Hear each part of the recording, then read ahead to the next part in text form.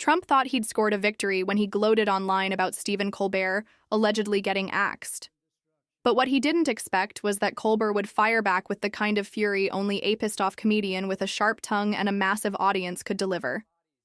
This wasn't just a comeback. It was a declaration of war. Trump mocking Colbert's ratings is laughable, coming from a man whose own approval rating couldn't survive a sneeze. And Colbert, he's not folding. He's going full throttle, using the final stretch of his platform to shred Trump's ego piece by piece. The so-called firing only made Stephen more dangerous. Trump may have cheered too early because now he's facing a 10-month roast session on national TV. And he's the main course. We got the smokiest yet, because the Wall Street Journal is now reporting that back in May, Attorney General Pam Bondi informed the president that his name was in the Epstein files. What?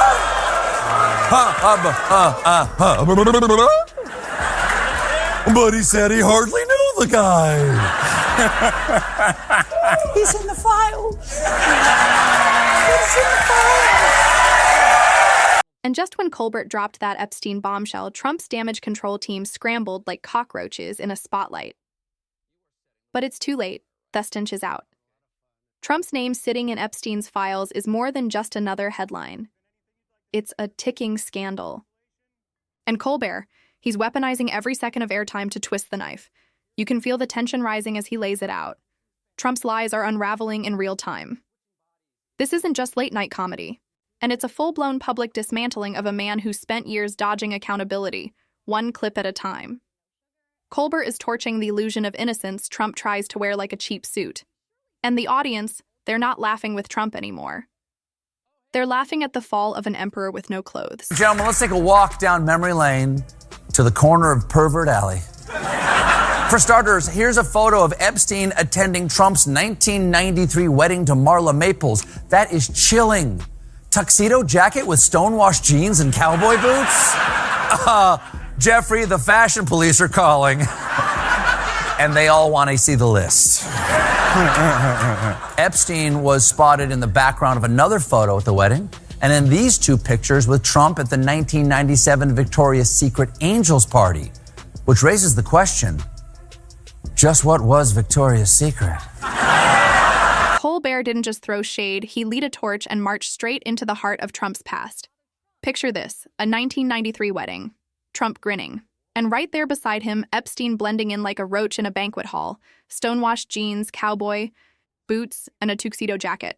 It's less fashion, more felony foreshadowing. Colbert doesn't have to spell it out. The pictures do the screaming. 2 decades of parties, smiles, and secrets later. We're supposed to believe Trump barely knew the guy. Please. Colbert isn't letting that revisionist fairy tale fly. Instead, he's dragging Trump down Pervert Alley where receipts from Victoria's Secret parties reek louder than any cologne. It's not just comedy. It's forensic satire, peeling back Trump's PR mask to show the rote underneath. And just when you think Colbert couldn't crank the humiliation meter any higher, he drags Trump through a hall of shame. Name by name, roast by roast. Turns out the Epstein files don't just list Donald Trump. Oh no, they go full clown circus with every variant imaginable. Donald John Trump, Donald J. Trump, Big Daddy Bronze, the Donald, and the real kicker, a mysterious, not Samako alias. Micro Penis DJT. Colbert says it with the smug precision of a man who's been waiting years to legally say that on air, and the crowd eats it up.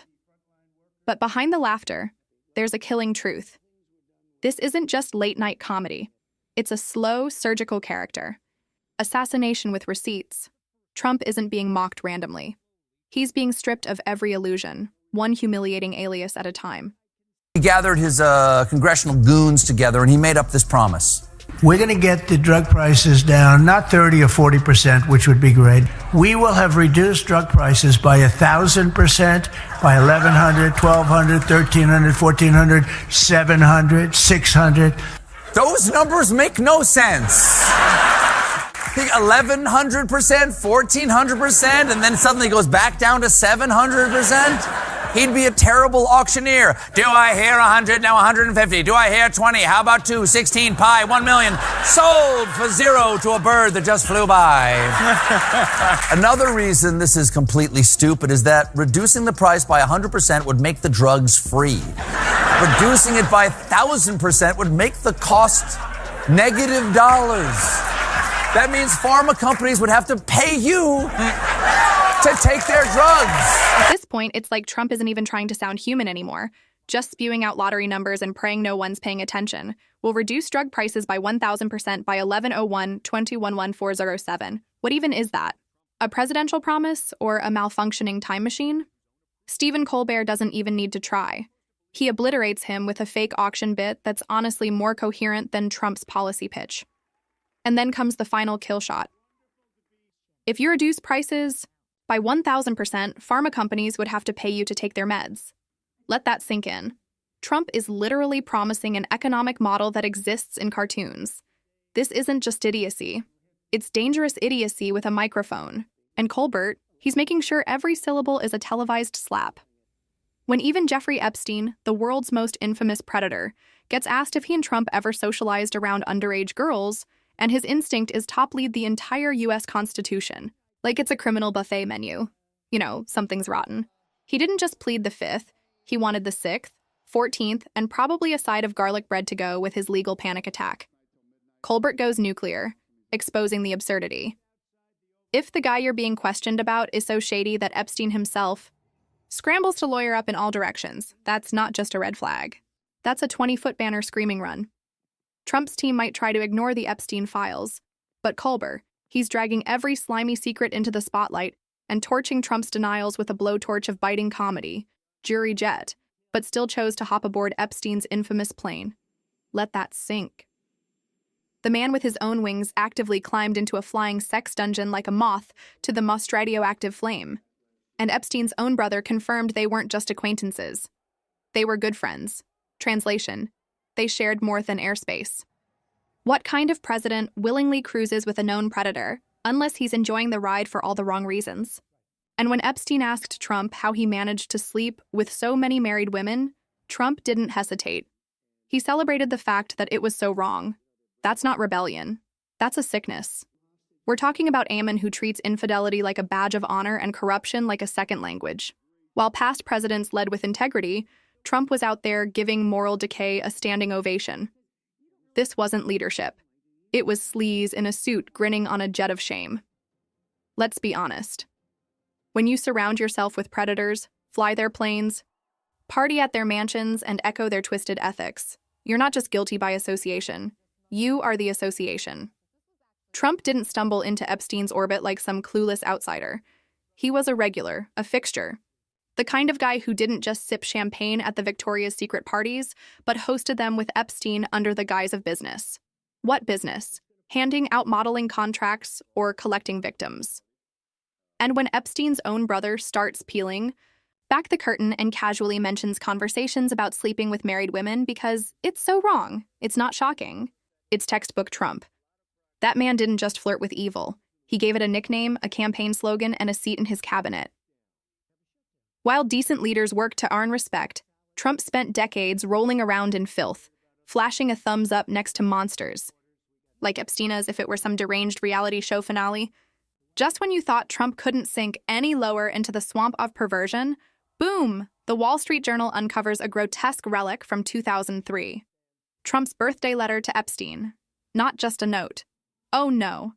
A sexually suggestive drawing complete with hand-drawn breasts, a naked silhouette, and Trump's signature positioned exactly where the pubic hair should be. This wasn't just immature, it was psychotic. It's not a birthday card. It's a psychological confession. Who thinks this is an appropriate gift to send a known predator, unless you're trying to out-creep the predator himself? And let's not even imagine how many official documents Trump signed with that same squiggly Donald. Because if he used that as his mark on executive orders, then America wasn't just being governed by a corrupt businessman. It was being branded by a narcissistic frat boy with the ethics of a cartoon villain. At this point, even Epstein might have looked at that drawing and said, "Bro." Seriously, for a moment, that perfectly captured Trump's twisted psyche. It's that perverted birthday card. This wasn't some immature joke passed in a locker room.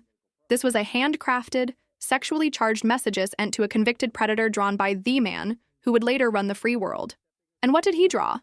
A nude woman with his own signature posing as pubic hair. That's not just tasteless. It's a cry for psychiatric help. Who does that? Who sends that to Epstein of all people? Unless, of course, Trump wastering to signal how deep he was in the same depraved cesspool.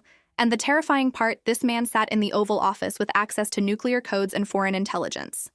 Meanwhile, he was out here scribbling X-rated doodles like a hormonal teenager in detention. No moral compass, no shame, just one long, disgusting record of aligning with creeps and celebrating it through art that belongs in a sealed FBI evidence box, not a birthday envelope. Wasn't alone. An official familiar with the documents said they contain hundreds of other names. Of course. Names like Donald Trump, Donald John Trump, Donald J. Trump, Donnie Trump, Donald Trump Jr.'s father, Big Daddy Bronzer, a.k.a. the Donald, and a mystery man known only as Micropenis DJT. Now, if you're worried, it could be anyone. If you're worried that you're on the list, you're on the list. And just when you thought Trump couldn't get any creepier than drawing softcore filth for Epstein's birthday, the actual text of the letter plunges us deeper into his deranged mind. This wasn't a casual birthday. It was a bizarre, pseudo-romantic screenplay. Trump wrote for Epstein like some rejected scene from a pedophile-themed Twilight Zone. There must be more to life than having everything. Trump muses, probably while Epstein nodded along in his velvet robe. Then they both smugly agree they know the secret, but won't tell. Who talks like that? Two billionaires with dirty secrets and no conscience. Enigmas neverage, he says, likely trying to sound poetic while unintentionally confessing to crimes. These aren't just strange words. They read like coded messages between two predators with a mutual understanding. It's not just inappropriate, it's disturbing. This isn't locker room talk. This is sick ritualistic bonding between a future president and a known child trafficker. And the horrifying is that no one stopped to ask, why was Trump so eager to perform literary foreplay with a convicted predator? This wasn't satire. This was a handwritten love note dressed in cryptic nonsense, shared with a man who trafficked underage girls. A pal is a wonderful thing, Trump concludes. That's how he described Epstein. Not criminal, not monster, just pal. Let that sink in. While the rest of the world reeled from Epstein's depravity, Trump was out here crafting birthday erotica and exchanging philosophical pillow talk. This wasn't ignorance. This was participation. You don't send semi-nude doodles and poetic whispers to someone you barely know. You do it when you share something sick, something rotten, something shameful. And the kicker, Trump still had the nerve to have any close ties with Epstein. The evidence written in his own hand says otherwise. The language Trump used in that letter wasn't just creepy. It was deliberate. Phrases like enigmas neverage and another wonderful secret sound less like birthday wishes and more like inside jokes between two predators. This wasn't poetry. It was confession. It's like Trump was flaunting their shared appetite for secrecy and manipulation, hiding filth behind vague prose. And the media, for the most part, brushed it off as Trump being Trump. Just another day of madness. But this isn't harmless. It shows a pattern. Every time there's a chance to choose decency, Trump picks the darkest alley. Every time there's a line to cross, he grabs a Sharpie and scribbles over it. This letter wasn't a joke. It was a red flag, a flashing siren, and America laughed instead of listening. The man who claimed to drain the swamp was already knee-deep in filth and proud of it. So, as the smoke clears and more of Trump's dirty laundry tumbles out, letters drenched in sleaze, creepy connections swept under gold-plated rugs, it becomes harder and harder to deny the truth. This isn't just about Epstein anymore. It's about a man who cozied up to predators, mocked morality, and left a trail of filth everywhere he went. From Manhattan parties to the Oval Office, the birthday letters, the private flights, the jokes about married women, they all form a pattern of a man who's never been held accountable. But the walls are closing in. No more distractions, no more he's just joking. This is who Trump really is, when no one's watching. And maybe, just maybe, America's finally ready to watch him.